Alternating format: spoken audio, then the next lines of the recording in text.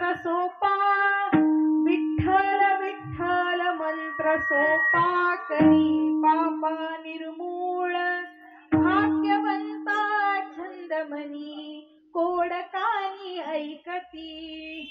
विठ्ठल हे दैवत भोळे, विठ्ठल हे दैवत भोळे, चाड काळे न धरावी, भाग्यवंता छंदमनी कोडकानी ऐकती। तुका म्हणे भलते याती, तुका म्हणे भलते याती, विठ्ठल चित्ती ते धन्य, भाग्यवंता छंदमनी कोडकानी ऐकती। विठ्ठल विठ्ठल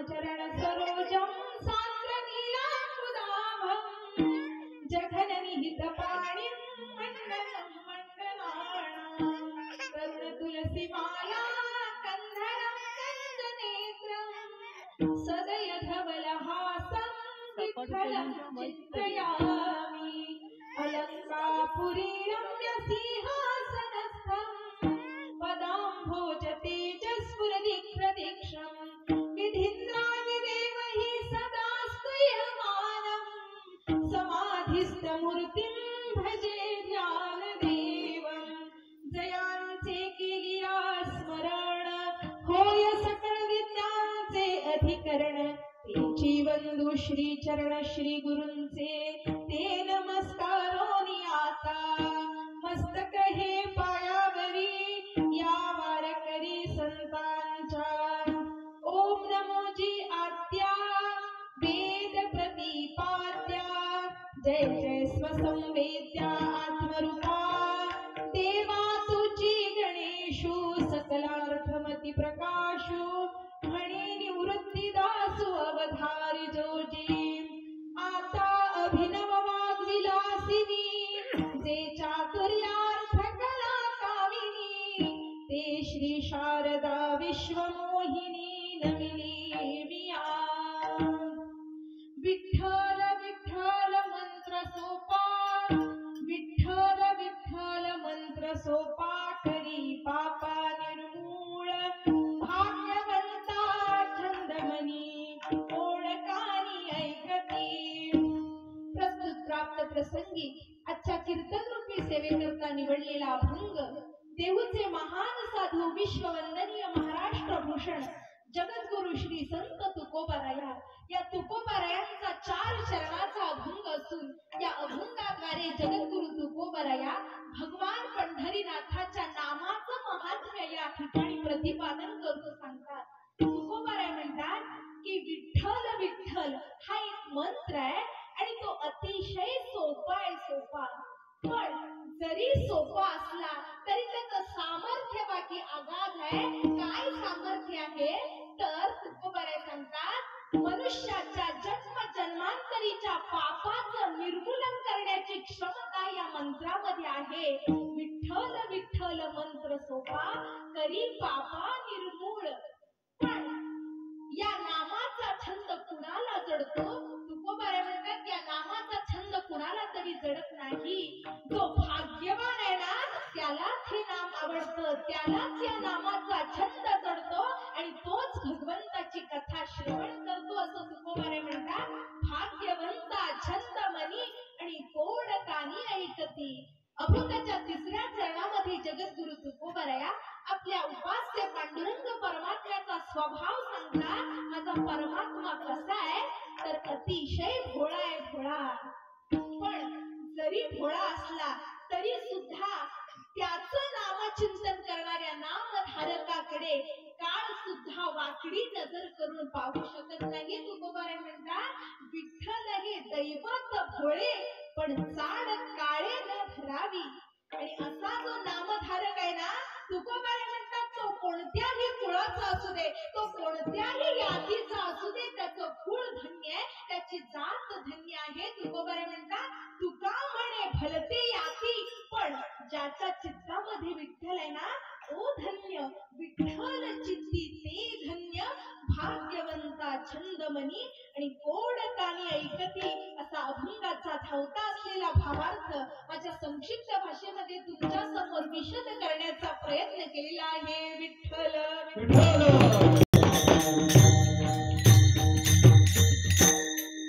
प्रस्तुत कीर्तन रूपी सेवेला सुरुवात करण्याच्या अगोदर थोडासा परिहार देणं अत्यंत गरजेचे आहे। आज आपल्या या भिले मजलीवाडीमध्ये गेली 6 वर्षापासून 3 गावांनी एकत्रितपणानं येऊन चालवलेला हा अखंड हरिनाम सप्ताह आणि या अखंड हरिनाम सप्ताहाबरोबरच ग्रंथराज ज्ञानेश्वरीचं पारायणाचा सोहळा आणि असा भरगच्च असा कार्यक्रम आणि या कार्यक्रमाचा या सप्ताहाचा आज पहिला दिवस आणि या पहिल्या दिवसाची कीर्तन रूपी सेवा तुम्हा सर्व समाजाच्या वतीनं माझ्याकडे सुपूर्द करण्यात आलेली आहे।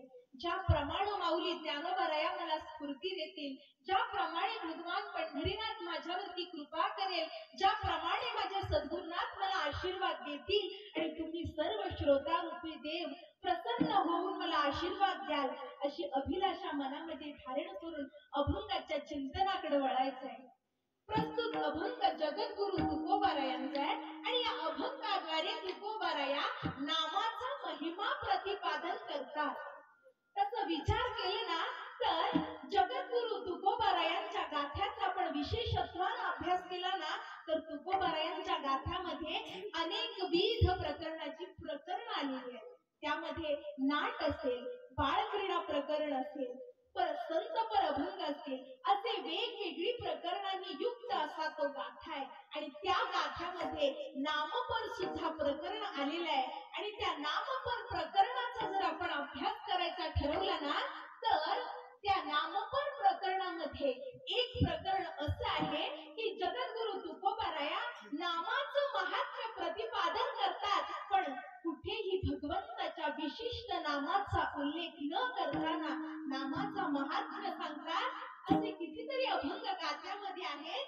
कारण का नाम घेता वाया गेला ऐसा कोणी ऐकिला सांगा विनवितो तुम्हासी संत महंत सिद्ध ऋषी सलगीच्या उत्तरा तुका म्हणे क्षमा करा। हा संपूर्ण अभंग जर आपण पाहिला ना तर या अभंगामध्ये तुकोबारायांनी कुठेही देवाच्या नावाचा उल्लेख केलेला नाही पण तरी सुद्धा नामाचा काय सांगितलेला आहे, महात्म्य सांगितलेलं आहे। असे अनेक अभंग तुकोबारायांचे आहेत। हा एक गट झाला अजून जर दुसरा गट आपण जर पाहिला ना तर तुकोबारायांनी नामाचंच महात्म्य सांगितलेलं आहे, पण त्याही मध्ये भगवंताच्या अनेक नामांचा समुच्चय करून अनेक नामांना एकत्र करून तुकोबाराया नामाचं महात्म्य सांगतात. त्यामध्ये जर आपण वर्णन केलं तर कृष्ण विष्णू हरी गोविंद गोपाळ मार्ग हा प्रांजळ वैकुंठीचा किंवा कृष्ण विष्णू हरी मुकुंद मुरारी जप हा तू करी सर्व काळ, या जर अभंगाचा विचार केला ना तर तुकोबारायांनी त्यामध्ये भगवंताच्या अनेक नामांना एकत्रित करून नामाचा महात्म्य सांगितलेला आहे. पण त्याही मध्ये अजून जर विचार करायचा झाला ना तर तुकोबाराया भगवंताच्या एखाद्या विशिष्ट नामावरती प्रकाश टाकून सुद्धा आपल्याला नामाचा महिमा सांगतात. आणि त्या प्रकारे जर पाहायचं झालं तर तुकोबाराय सांगतात, हरी हरी तुम्ही म्हणारे सकळ तेने मायाजाळ तुटतील. या अभंगामध्ये काय सांगितलेलं आहे तुकोबारायांनी? हरी नामाचं महात्म्य सांगितलेलं आहे. अजून जर पुढे जाऊन सांगायचं तर तुकोबारायांचं अतिशय सुंदर प्रमाण आहे. तुकोबाराय म्हणतात, राम म्हणता रामची होई गे, राम म्हणता रामची होई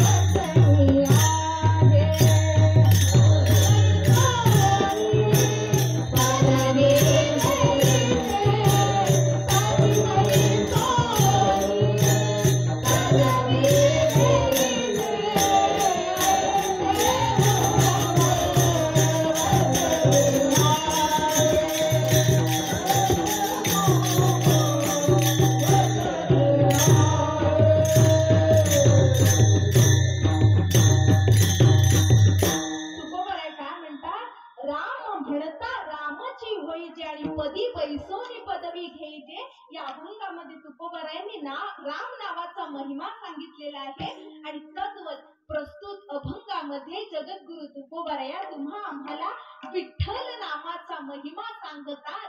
आणि विठ्ठल नामाचा महिमा सांगत असताना तुकोबाराया म्हणतात की विठ्ठल विठ्ठल मंत्र सोपा तरी पापा निर्मूळ. म्हणजे काय? विठ्ठल विठ्ठल हा एक मंत्र आहे आणि मनुष्याच्या जन्म जन्मांतरीच्या पापाचं निर्मूलन करण्याची क्षमता या मंत्रामध्ये आहे असं तुकोबाराय या अभंगातून सांगतात. पण या ठिकाणी विचार केला तर करी पापा निर्मूळ या शब्दाचा, या पदाचा आपण जर विचार केला ना, करी पापा निर्मूळ, तर नेमकं पाप कशाला म्हणायचं? पापामुळे होतं काय? या पापाचे दुष्परिणाम काय होतात? आणि या पापातून निर्मूलन करण्याचे उपाय काय होतात करायचे, याचा जर आपण विचार केला ना तर बाबा पाप कशाला म्हणायचं?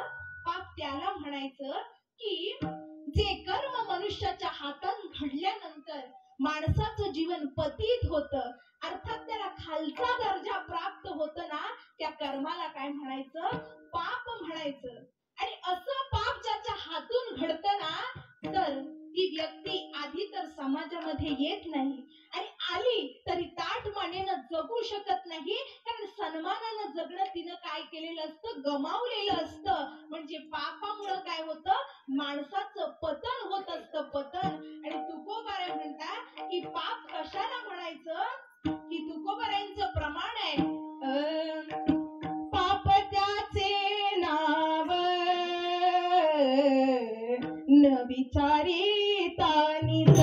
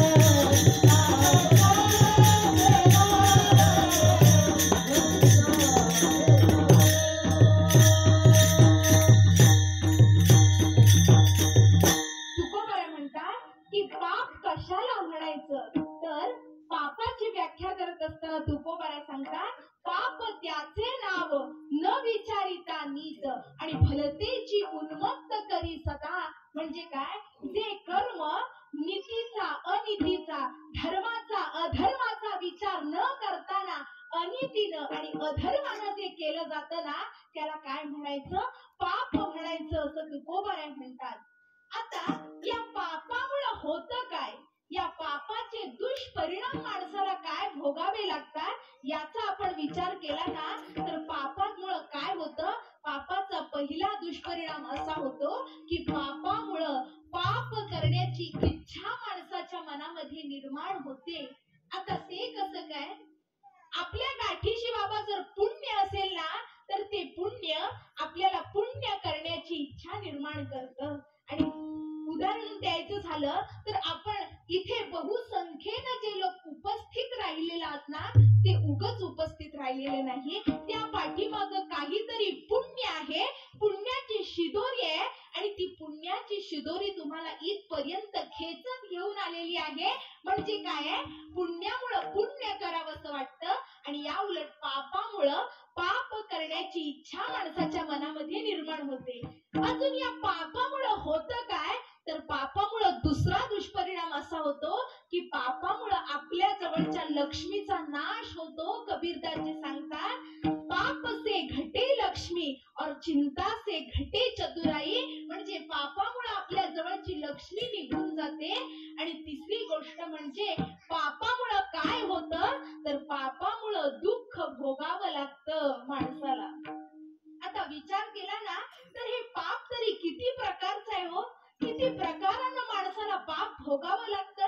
याचा जर विचार केला ना तर शास्त्रकर्त्यांनी प्रमुख पापाचे 3 प्रकार सांगितलेले आहेत.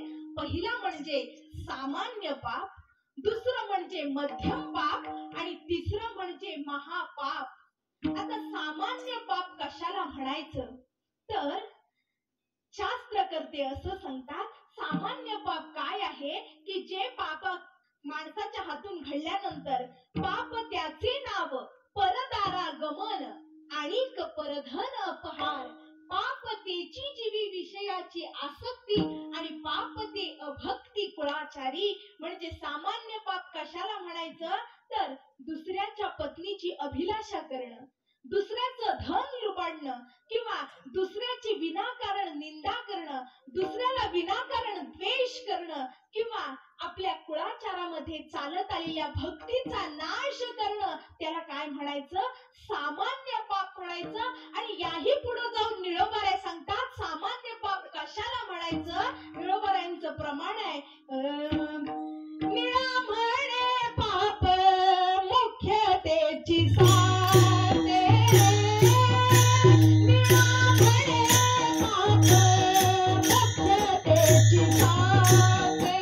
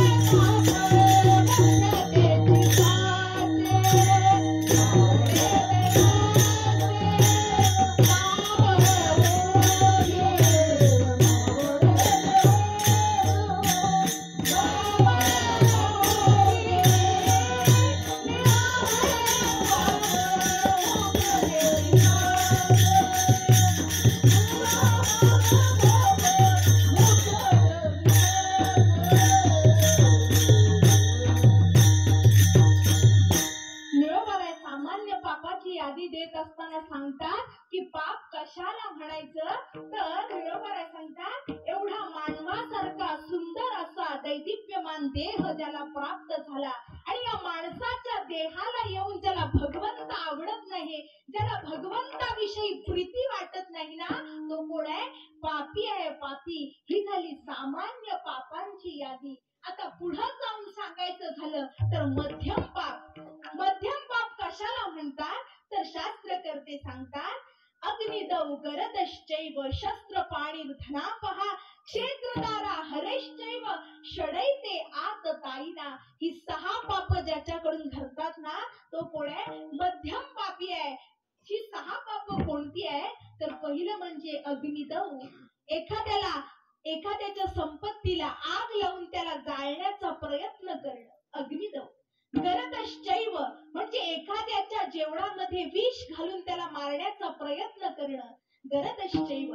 शस्त्रपाणी एखाद्यावर शस्त्र घेऊन त्याला मारायला धावणं, हे काय आहे मध्यम पाप आहे. अग्निदव गरदश्चैव शस्त्रपाणी. धनापहा एखाद्याचं धन कपटानं बळकावणं, एखाद्याचं क्षेत्र कपटानं बळकावणं आणि दुसऱ्याची पत्नी कपटानं बळकावणं, याला काय म्हणायचं मध्यम पाप म्हणायचं. आणि ही 6ही पाप महाभारतामध्ये कौरवांकडून घडली, म्हणून कौरवांना मध्यम पापामध्ये त्यांची गणना केली जाते. ही 6 पाप त्यांच्याकडून कशी घडली तर त्याचा सविस्तरपणानं सांगायचं झालं तर अग्निदव म्हणजे ज्या वेळेला पांडव वारणावर्तामध्ये गेलेले असताना त्या लाक्षागृहाला आग लावून पांडवांना मारण्याचा कौरवांनी प्रयत्न केला, हे त्यांच्याकडून घडलेलं पहिलं पाप आहे.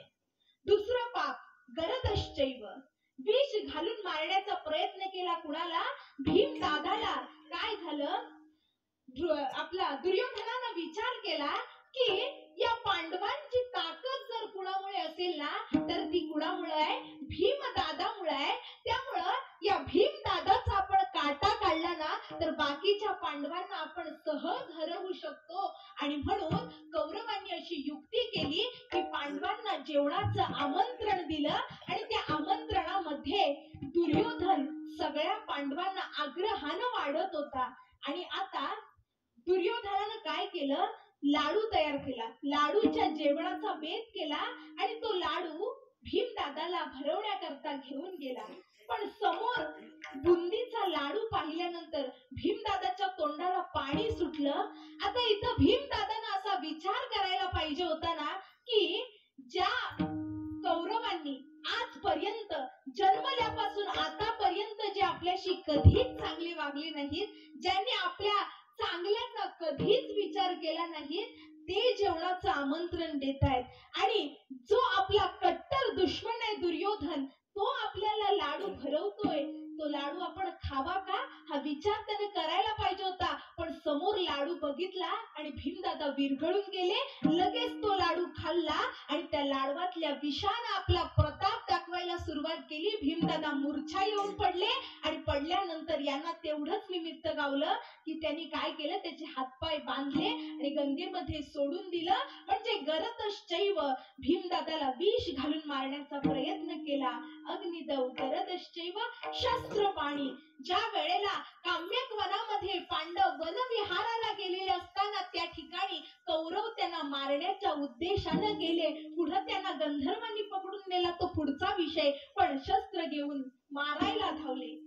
धनापहा म्हणजे पांडवांचं धन कौरवांनी बळकावलं, कपटानं बळकावलं, त्यांचं राज्य कपटानं बळकावलं.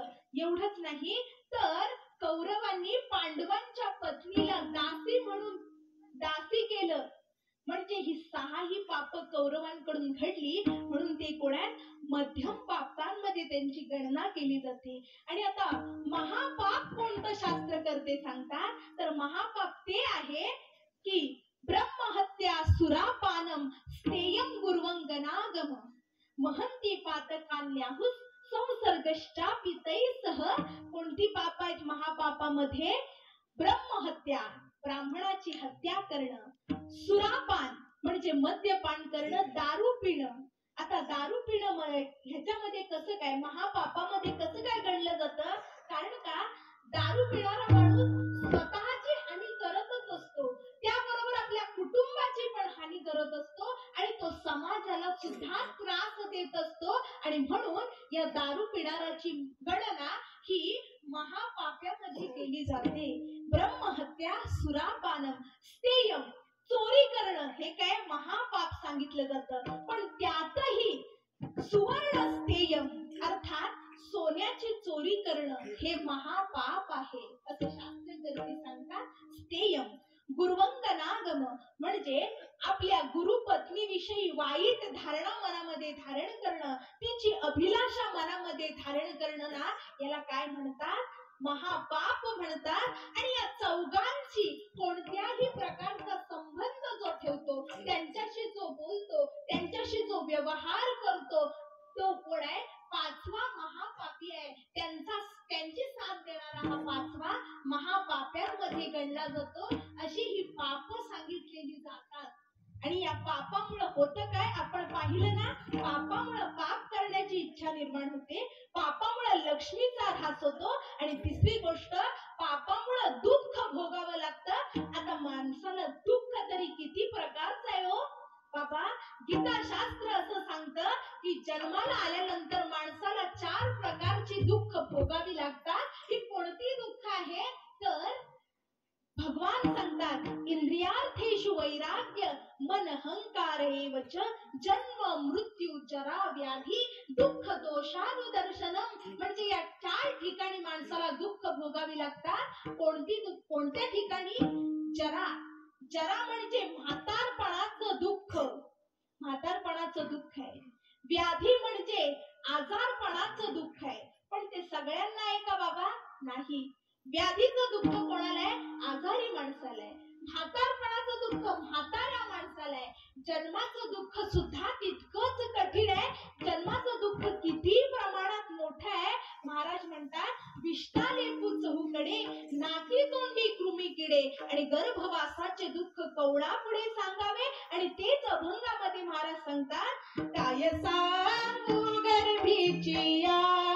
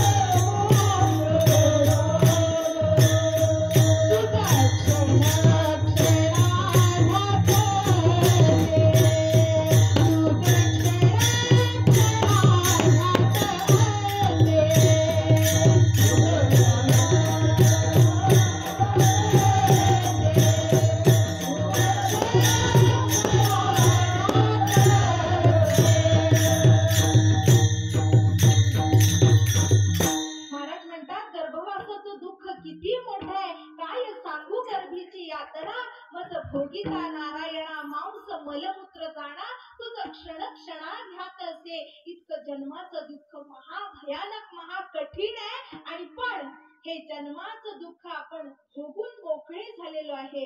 आणि मग आता राहिलं कोणतं दुःख? तर मृत्यूचं दुःख. मृत्यूचं दुःख तर जन्माच्या दुःखापेक्षा हजारो पटीनं मोठं आहे. महाराज म्हणतात, काय मृत्यूच्या वेळेला जीवाला यातना भोगाव्या लागतात हो. महाराज सांगतात की माणसाच्या शरीरावरती एकूण 3.5 कोटी केस आहेत. आणि या 3.5 कोटी केसांच्या प्रत्येक मुळाशी 100 विंचवांनी एका वेळेला दंश केल्यानंतर जेवढ्या यातना जीवाला भोगाव्या लागतील ना, तेवढ्या मृत्यूच्या वेळेला माणसाला भोगाव्या लागतात. आता बाबा विचार करा, 3.5 कोटी गुणिले 100 एवढे विंचू एका वेळेला चावल्यानंतर जेवढ्या यातना होतील तेवढ्या मृत्यूच्या वेळेला माणसाला भोगाव्या लागतात. एक विंचू जरी चावला ना तरी तो रात्रभर झोपू देत नाही, बेचैन अवस्था करून टाकतो. मग असे 3.5 कोटी केसांच्या मुळाशी एका वेळेला एवढ्या विंचवांनी दंश केल्यानंतर जेवढ्या यातना होतील ना तेवढ्या मृत्यूच्या वेळेला माणसाला भोगावे लागतात. पण ते महादुःख आहे, हे मृत्यूचं महादुःख. मग या दुःखातून आपण बाहेर पडायचं कसं? या मृत्यूचं, आपल्या या दुःखाचं निर्मूलन करायचं कसं? पण या दुःखाचं आपल्याला जर निर्मूलन करायचं असेल ना, तर आपल्या ठिकाणी असलेलं पाप पहिल्यांदा बाबा आपल्याला संपवलं पाहिजे. पाप गेल्याशिवाय आपली या दुःखातून सुटका होणार नाही. आणि मग लोकांनी विचार केला की आपल्याला तर आपल्या जवळचं पाप घालवायचं आहे, पण हे पाप आपण घालवणार कसं? हे पाप घालवण्यासाठी काय उपाययोजना करायच्या? आणि मग त्यांच्यापैकी ज्ञानेश्वरी वाचलेली होती आणि ज्ञानेश्वरी वाचल्यानंतर माऊली ज्ञानोबारायांना ते शरण गेले आणि माऊलींनी सांगितलं, तुम्हाला तुमच्या पापाची निवृत्ती करायची आहे ना, तुम्हाला या पापातून मुक्त व्हायचंय ना, मी तुम्हाला मार्ग सांगतो की तुम्ही त्या पापातून मुक्त व्हाल. काय माऊलींनी मार्ग सांगितला? माऊलींनी पहिला मार्ग सांगितला की काय आहे, चला तुम्हाला तुमच्या पापाचं निर्मूलन करायचंय ना, चला काशीची तीर्थयात्रा करू. काय मोक्ष देवोनी उदार काशी होय कीर. चला त्या काशीमध्ये जाऊन त्याची तीर्थयात्रा केल्यानंतर तुमचं पाप समूळ निघून जाणार आहे असं माऊली म्हटले. पण माऊली म्हणतात काशीची तीर्थयात्रा केलीत ना तर तुमचं पाप निश्चितपणानं जाईल, पण तिथे एक धोका आहे बाबांनो. धोका कसला धोका आहे? माऊली म्हटले, अहो काशीमध्ये काय मिळतो? मोक्ष मिळतो. मोक्ष देऊनी उदार काशी होय कीर, परी वेचणे लागे शरीर तये गावी. तिथं काय करावं लागतं? काशी मोक्ष देते, पण तिथं जाऊन मेल्यानंतर मोक्ष मिळतो. त्यामुळे लोक म्हटली, माऊली ज्ञानोबाराया, अहो काशीत मेल्यानंतर त्या मेलेल्या माणसाच्या कानामध्ये भगवान शिवजी तारक मंत्राचा उपदेश करतात आणि त्या जीवाला सद्गती प्राप्त होते. खरंय, पण आम्ही मेल्यानंतर आमचं पाप गेलंय की शिल्लक आहे हे आम्हाला कसं काय कळणार? त्यामुळे माऊली तुमचा हा काशीचा उपाय आमच्या काहीही उपयोगाचा नाही, आम्हाला दुसरा काहीतरी पर्याय सांगा जो सोपा असेल. माऊली म्हटले, तुम्हाला काशी नको ना, ठीक आहे, मग आपण हिमालयाची तीर्थयात्रा करायला जाऊ. कारण का स्थावराणाम हिमालय, हा सगळ्या पर्वतामध्ये हिमालय पर्वत ही माझी विभूती आहे भगवान सांगतात. त्यामुळे त्या हिमालयाची आपण यात्रा केली ना की तुमचं पाप निश्चितपणानं जाईल. मग चला त्या हिमालयाची तीर्थयात्रा करूया. हिमालयामध्ये आले. माऊली म्हणतात, हिमवंतू दोष खाय. हिमालय तुमची निश्चितपणानं तुमचे दोष निर्मूलन करेल, पण तिथं सुद्धा बाबांनो एक धोका आहे. कसला धोका आहे? माऊली म्हणतात, हिमवंतू दोष खाय परी जीविताची हानी होय. तिथं गेल्यानंतर तुम्ही जिवंत परत जाल अशी शाश्वती देता येत नाही. कारण का यदा कदाचित जर एखाद्या हिमालयाचा कडा बर्फाचा खाली कोसळला तर त्या बर्फाच्या कड्याखाली सापडून आपला कपाळ मोक्ष हा नक्कीच ठरलेला आहे. त्यामुळं तिथं मोक्ष मिळेल, पण तिथून जिवंत परत येण्याची शाश्वती देता येत नाही. त्यामुळं माऊली लोक म्हणायला लागली, माऊली अहो तुमचा हिमालयाचा पर्वताची यात्रा करण्याचा पर्याय सुद्धा आमच्या काहीही उपयोगाचा नाही. त्यामुळं आम्हाला काहीतरी सोपा असा उपाय सांगा. माऊली म्हटले, काय करायचं? तुम्हाला काशी नको, तुम्हाला हिमालय पर्वताची यात्रा नको, मग आता अजून एक सोपा उपाय सांगतो. काय म्हटले माऊली? चला आपण सर्व गंगा स्नानाला जाऊया. कारण का स्नान केली या गंगा पवित्र करी सकळ जगा. शुचित्वे शुची गांग होय आणि पाप तापही जाय. तिथं गेल्यानंतर तुमच्या पापाचं निर्मूलन नक्की होईल असं माऊली म्हणतात. नामदेवराय सांगतात की गंगेमध्ये नुसतं स्नान केलं तरी उपयोगाचं नाही.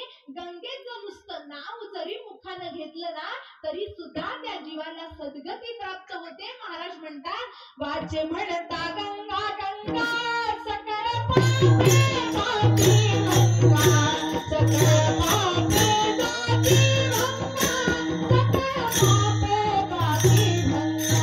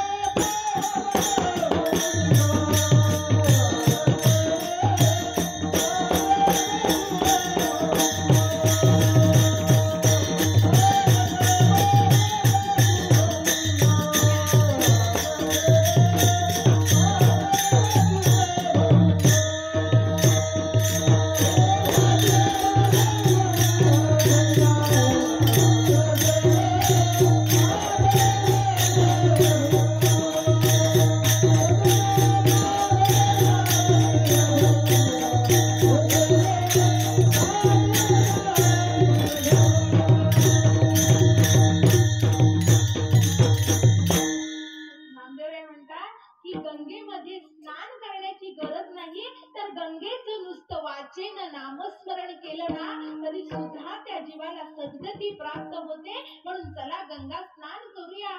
गंगा स्नानाला गेले, पण पुढे नामदेवराय म्हणतात की गंगा स्नान करून उपयोगाचं नाही, कारण पाप 3 प्रकारची आहेत.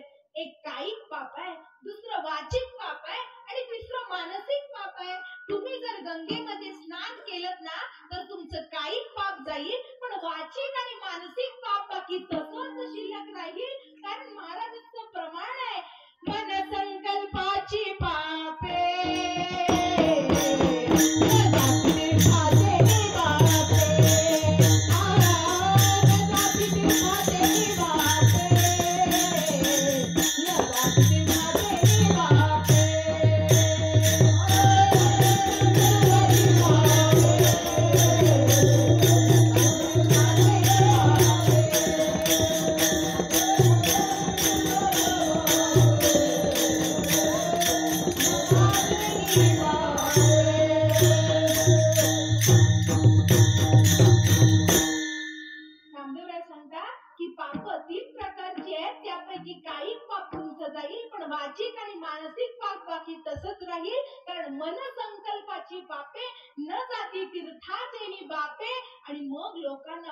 निर्माण पडला की आता आपल्या पापाचं निर्मूलन करायचं कसं, कारण सगळे उपाय संपले, आता आपलं पाप जाणार कसं. म्हणून लोक चिंतेत पडली आणि तेवढ्यात तुकोबाराय त्यांना भेटले आणि तुकोबाराय म्हणायला लागले, बाबा हो तुम्ही काळजी करू नका, तुम्हाला तुमच्या जवळचं पाप संपवायचं आहे ना, तर मी तुम्हाला तुमचं पाप संपवण्याकरता एक उपाय सांगतो.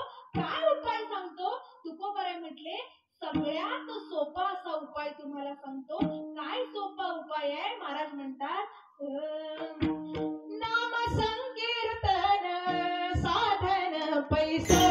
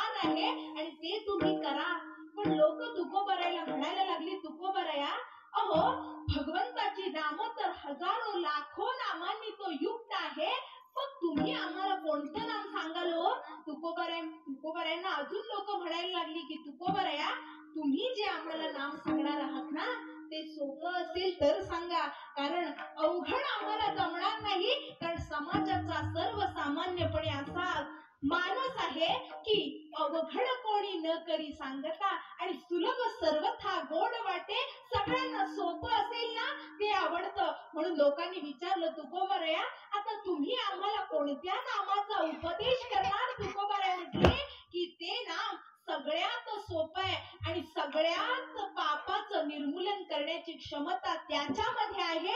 आणि असं कोणतं नाम जगद्गुरु तुकोबारायांनी त्यांना सांगितलं, हे अभंगाचं पहिलं चरण.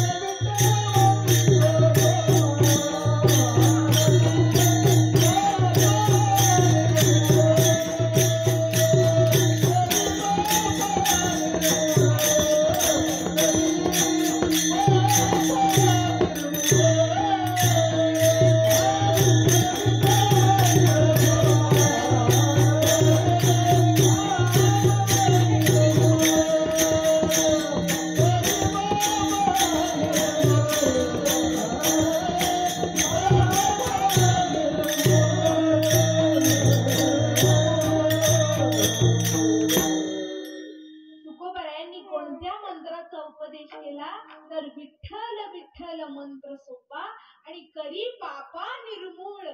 आता विठ्ठल विठ्ठल हा काय आहे? मंत्र आहे असं तुकोबारे म्हणतात. आता मंत्र तरी कशाला म्हणायचं? मंत्र म्हणजे काय? तर शास्त्रकर्ते सांगतात मंत्र त्याला म्हणायचं मननात त्रायते यस्मात तस्मात मंत्र प्रकीर्तितः. म्हणजे ज्याचं मनन केल्यानंतर जो आपल्याला मृत्यूपासून दूर करतो त्याला काय म्हणायचं? मंत्र म्हणायचं. असा विठ्ठल विठ्ठल मंत्र आहे आणि तो कसा आहे? अतिशय सोपा आहे असं तुकोबारे म्हणतात. विठ्ठल विठ्ठल मंत्र सोपा. विठ्ठल. आता या ठिकाणी तुकोबारायांनी विठ्ठल नाम वापरलं. आता या विठ्ठल नामाची व्याख्या तरी काय होते? विठ्ठल कशाला म्हणायचं? तर विठ्ठल या नामाची व्याख्या करत असताना विकारो विधाताय, ठकारो नीलकंठ आणि लकारो लक्ष्मीकांत विठ्ठल नामा विधीयते. अशी विठ्ठल नामाची व्याख्या करता येते की विकारो विधाताय, विधाता म्हणजे ब्रह्मदेव, ठकारो नीलकंठ म्हणजे भगवान शिवजी आणि लकारो लक्ष्मीकांत म्हणजे लक्ष्मी नारायण अर्थात ब्रह्मा विष्णू आणि महेश या तिघांचं जे मूर्त स्वरूप आहे ना त्याला काय म्हणायचं? विठ्ठल म्हणायचं. ही विठ्ठल नामाची व्याख्या आहे. अजून विठ्ठल कशाला म्हणायचं? की जो शरण गेलेल्याला पाप पुण्याचा विचार न करताना त्याला काय मोक्ष प्रदान करतो त्याला काय म्हणायचं? विठ्ठल म्हणायचं. अजून विठ्ठल कशाला म्हणायचं? तर तुकोबारे सांगतात वि म्हणजे पक्षीराज गरुड आणि ठोबा म्हणजे बसण्याचं वाहन. पक्षीराज गरुड ज्याच्या बसण्याचं वाहन आहे ना तो कोण आहे? विठ्ठल आहे. अजून विठ्ठल कशाला म्हणायचं? वि म्हणजे ज्ञान आणि सत्ता आणि ठोबा म्हणजे ज्ञान आणि सत्तेचं मूर्त स्वरूप असं जे आहे ना ते कोण आहे? विठ्ठल आहे. आणि त्या विठ्ठल नामाचा उपदेश जगद्गुरु तुकोबाराया आजच्या या अभंगातून करतात. विठ्ठल विठ्ठल मंत्र सोपा. आता या ठिकाणी तुकोबाराया विठ्ठल विठ्ठल असं दुरुक्तीनं म्हणतात. दोनदा विठ्ठल विठ्ठल असं का म्हणत असतील? कारण का ज्या वेळेला शास्त्रामध्ये वाङ्मयामध्ये जेव्हा एक शब्द दोनदा वापरला जातो तेव्हा त्याला दुरुक्ती म्हणतात. आणि दुरुक्ती हा वाङ्मयातला दोष सांगितलेला आहे. एखादा वक्ता जर आपल्या भाषणामध्ये एकच शब्द पुन्हा पुन्हा पुन्हा पुन्हा वापरत असेल तर श्रोत्यांमध्ये असा भ्रम निर्माण होतो की काय आहे आता बहुतेक या वक्त्याची शब्द संपत्ती संपलेली आहे आणि म्हणून तो एकच वाक्य किंवा एकच शब्द पुन्हा पुन्हा वापरतोय असं आपला मत निर्माण होतं. पण जगद्गुरु तुकोबाराय असे होते का? जगद्गुरु तुकोबारायांकडे शब्दांची काही कमतरता होती का? नाही ना. कारण तुकोबारायांच्या मुखातून बाहेर पडण्याकरता शब्द उतावीळ होते आणि तुकोबाराय शब्दांची निवड करत नसून शब्दच तुकोबारायांची निवड करत होते. अशी तुकोबारायांची महत्ता होती. एवढंच नाही तर तुकोबाराया आपल्या वाणीविषयी आत्मगौरवानं म्हणत असताना म्हणतात आम्हा घरी धन शब्दाची तरतले, आम्हा घरी धन शब्दाची तरतले,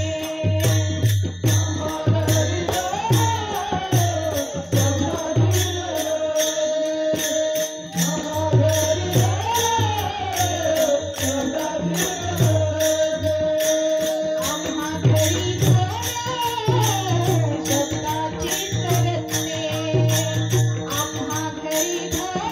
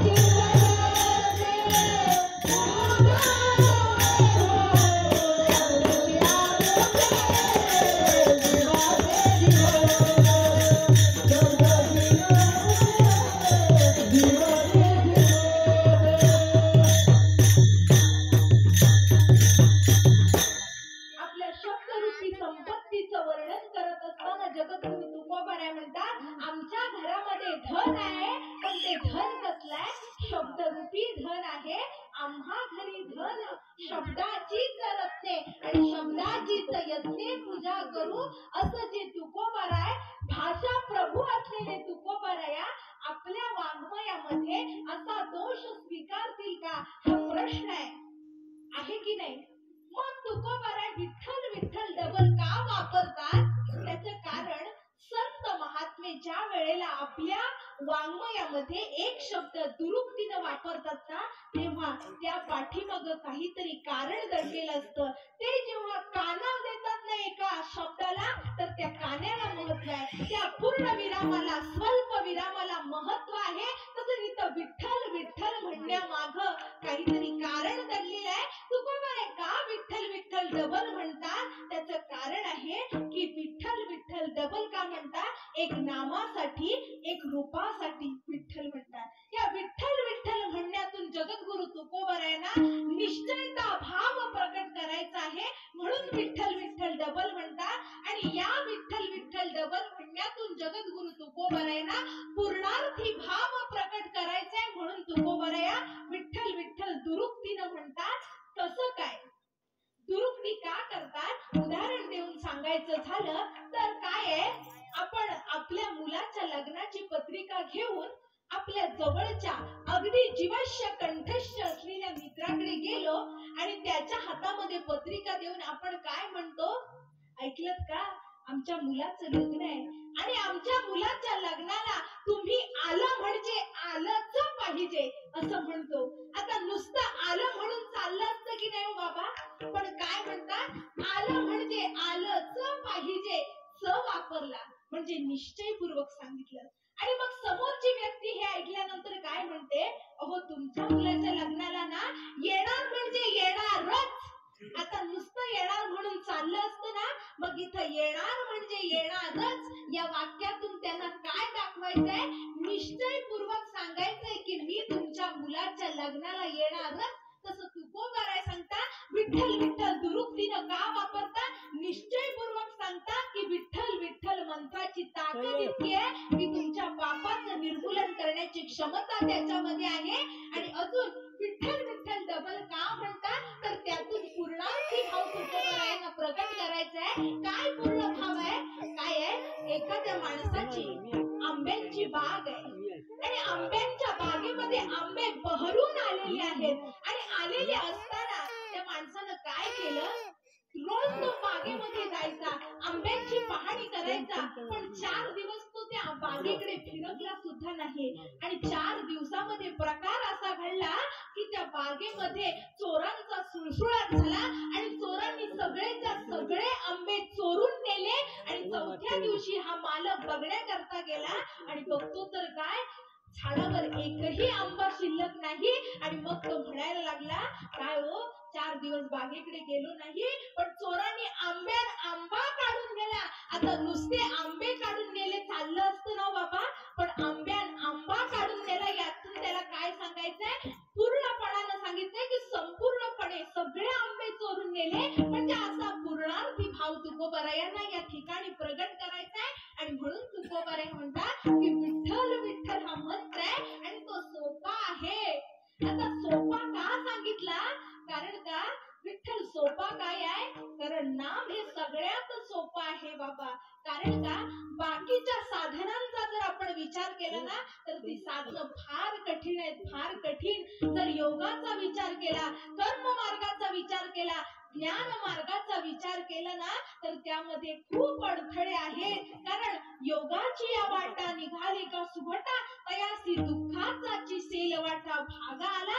अशी योग मार्गाची वाट दुस्तर आहे. काय योग मार्गामध्ये? शीत वेढावे, उष्ण पांघुरावे आणि वृष्टीची असावे घरातू, असा हा योग मार्ग कठीण आहे, महाकठीण. मग हा योग मार्ग सोपा नाही, त्याची वाट दुस्तर आहे.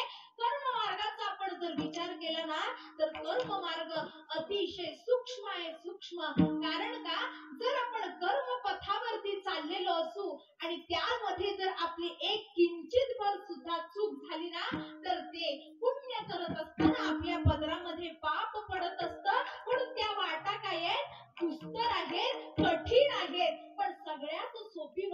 कोणती असेल तर भक्ती पंथ बहु सोपा. भक्ती मार्ग हा काय सोपा आहे. नाम चिंतन हे सोपं आहे. म्हणून तुकोबारे म्हणतात ते सोपं आहे. अजून नाम सोपं का आहे तर तुकोबारे सांगतात की नाम जपत असताना तुम्ही अशौचाचे जपू नये आणि का ते सांगू नये. ऐसिया मंत्राचे जग भिये त्याचे फळ तोरी परी शोभणे फार. ऐसा नव्हे रे हा मंत्रराज. काही काही मंत्र असे असतात ना बाबा की ते लहान मुलांनी बोलायचे नाहीत, मोठ्यांनी बोलायचे. काही काही मंत्र असे असतात की जे स्त्रियांनी बोलायचे नाहीत, फक्त पुरुषांनी बोलायचे. काही काही मंत्र म्हणण्याचे अधिकार फक्त ब्राह्मण वर्गाला असतात. आणि असं नामस्मरण नाही. नामस्मरण सगळ्यांना करता येतं म्हणून ते सोपं आहे. कारण महाराज म्हणतात या रे लहान थोर या ते फलती नारी या रे लहान थोर या ते फलती नारी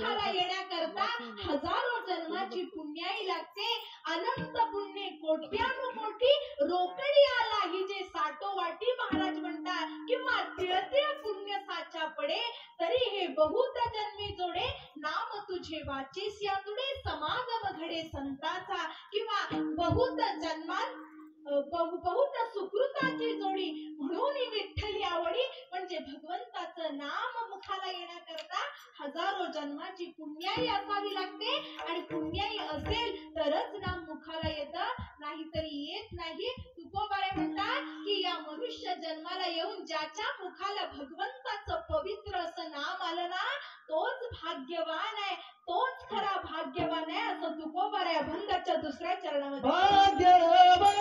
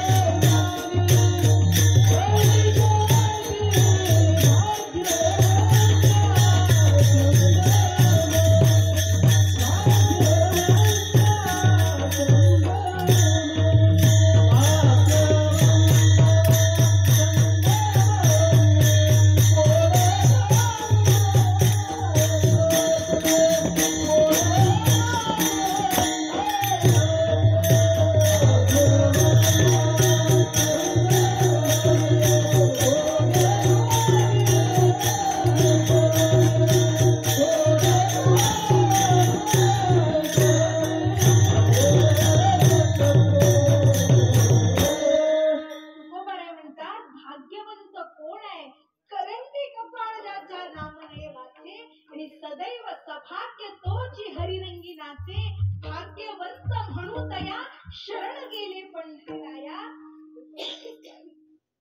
जो या मनुष्य जन्माला येऊन ज्याला भगवंताच्या नामावरती प्रीती जडते, ज्याला भगवंत आवडतो, किंबहुना जो भगवंताचं नाम चिंतन सतत कानानं ऐकतो आणि मुखानं गातो ना, तोच खरा भाग्यवान आहे. म्हणून तुकोबाराय सांगतात की भाग्यवंता छंद मनी आणि कोण कानी ऐकती.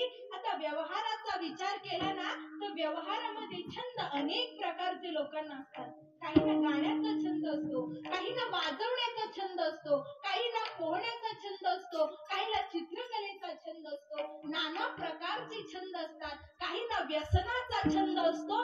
असे वेगवेगळ्या प्रकारचे छंद लोकांना असतात. पण तुकोबारे म्हणतात असे छंद व्यवहारामध्ये उपयोगाचे आहेत, परमार्थामध्ये त्यांचा उपयोग नाही. मग परमार्थामध्ये तुका म्हणे छंद आम्हा हरीच्या दासा नित्य, आम्हाला असले छंद काही उपयोगाचे नाही. मग तुकोबारे म्हणतात आम्हाला कोणता छंद लागला? गोविंद गोविंद मना लागली या छंद. त्या गोविंदाचा आमच्या मनाला काय लागला? छंद लागलेला आहे. आणि असा नामाचा छंद ज्याला लागतो ना, तोच जीवनामध्ये भाग्यवान आहे. भाग्यवंता छंद मनी आणि कोण कानी ऐकती. विठोबा माई विठ्ठल विठ्ठल मंत्र सोपा करी पापा निर्मूळ. भाग्यवंता छंद मनी कोण कानी ऐकती. अभंगाच्या तिसऱ्या चरणामध्ये जगद्गुरु तुकोबाराया आपल्या उपास्य पांडुरंग परमात्म्याचा स्वभाव सांगतात. माझं विठ्ठल हे दैवत कसं आहे तर अतिशय भोळ आहे, भोळ.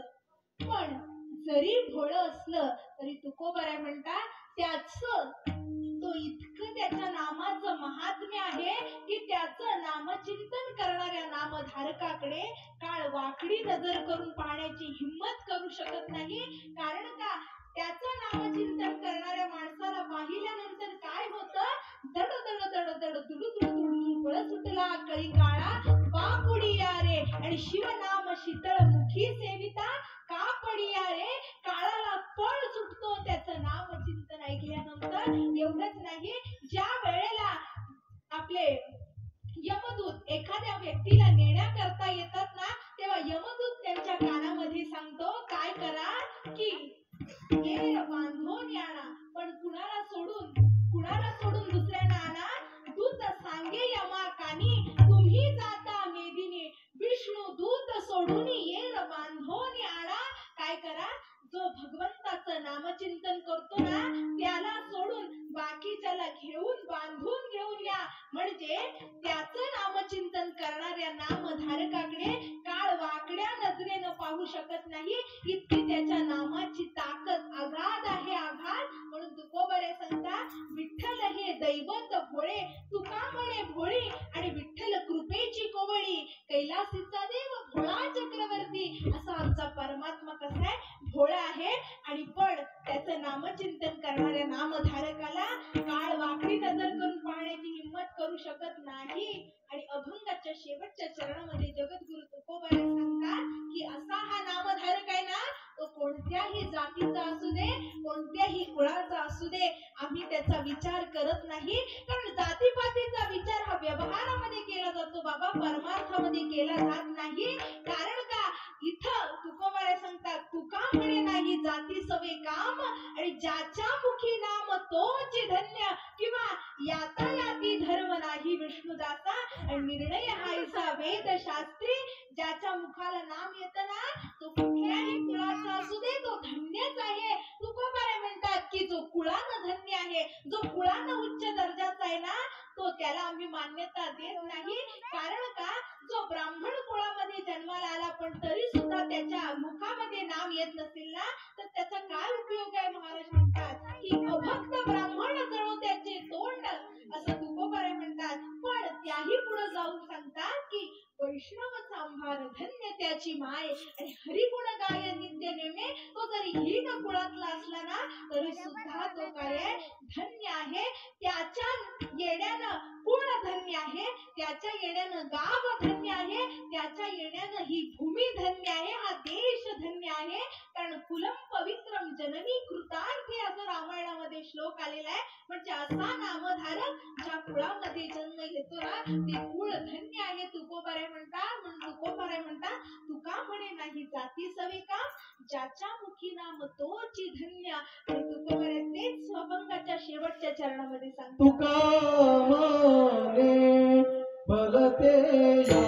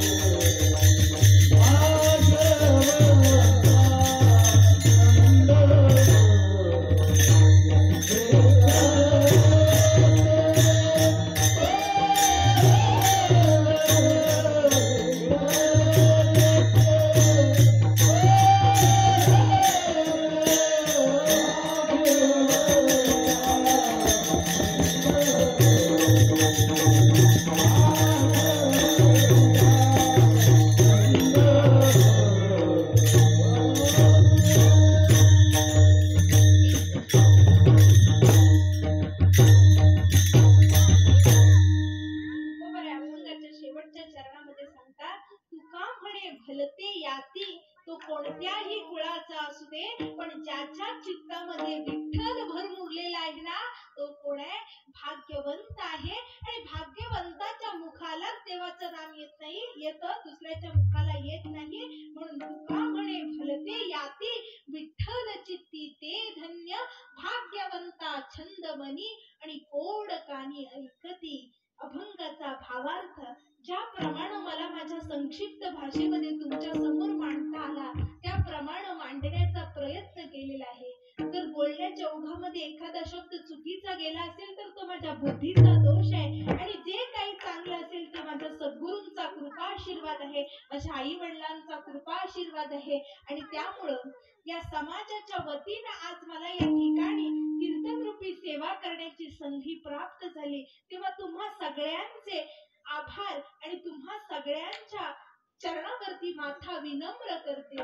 आज मला या ठिकाणी कीर्तनाला साथ करण्याकरता उत्तम असे 2 मृदुंगाचार्य, सुंदर असे गायनाचार्य आणि सर्व असे सुंदर असे टाळकरी वृंद या ठिकाणी उपस्थित आहेत. आणि आज ही कीर्तन रूपी सेवा तुम्ही सर्व श्रोत्यांनी शांत चित्तानं ऐकलात, श्रवण केलात, त्याबद्दल तुम्हा सगळ्यांच्या चरणावरती नतमस्तक होऊन झालेली सेवा भगवंताच्या चरणावरती समर्पित करते. करविली तैसी केली कटकट वाकुडे का नीट देव जाणे. किंबहुना तुमचे केले सर्व कीर्तन हे सिद्धीस गेले. एथ माझे निवडले पायिक पण माझा फक्त सेवकपणा शिल्लक झाले राहिलेला आहे. आणि मग झालेली सेवा भगवंताच्या चरणावरती समर्पित करते. ज्ञानेश्वर